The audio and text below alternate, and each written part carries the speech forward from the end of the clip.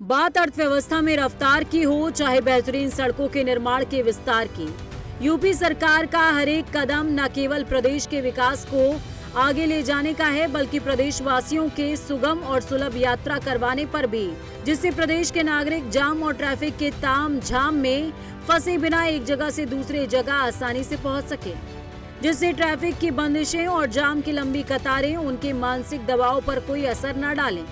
ये कॉरिडोर न केवल प्रदेश के नागरिकों को ट्रैफिक के भारी भरकम जाम से निजात दिलाएगा बल्कि उनकी यात्रा में लगने वाले समय को भी कम करेगा, जिसका परिणाम ये होगा कि लोगों का समय भी बचेगा और जाम के तनाव से राहत भी मिलेगी।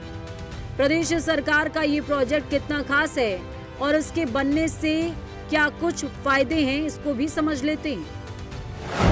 ग्रीन कॉरिडोर तैयार, जाम से मिलेगी निजात। रक्षा मंत्री राजनाथ सिंह लखनऊ में 13 मार्च को ग्रीन कॉरिडोर का लोकार्पण करेंगे। ये ग्रीन कॉरिडोर 299 करोड़ रुपए की लागत से बनाया गया है। ये ग्रीन कॉरिडोर परियोजना एलडीए की देखरेख में तैयार की गई है। ग्रीन कॉरिडोर परियोजना के दूसरे चरण में डालीगंज से लेकर निशादगंज होते हुए समता मूलक जाएगी। ग्रीन कॉरिडोर के शुरू होने से लगभग 7 किलोमीटर एरिया में जाम और भीड़ से राहत मिलेगी। हजरतगंज, निशादगंज, डालीगंज जैसे घनी आबादी वाले एरिया में रहने वाले लोगों को जाम से राहत मिलेगी। इसके शुरू होने से शहर के करीबन 5 लाख लोगों को ट्रैफिक जाम से राहत मिलने की उम्मीद है।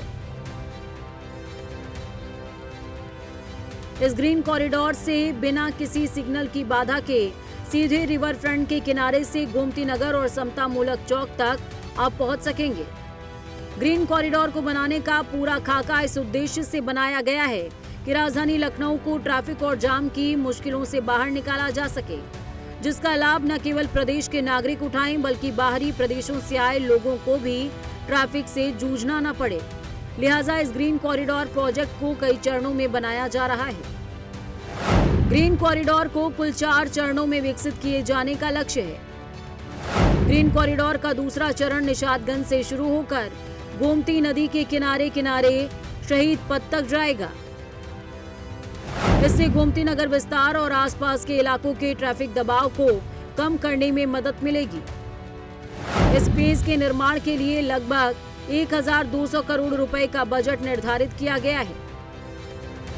इस परियोजना का तीसरा चरण शहीद पथ को बाहरी रिंग रोड यानी कि किसान पथ से जोड़ेगा। इसकी कुल लंबाई करीबन 10.5 किलोमीटर होगी और इस पर लगभग 1500 करोड़ रुपए खर्च होने का अनुमान है।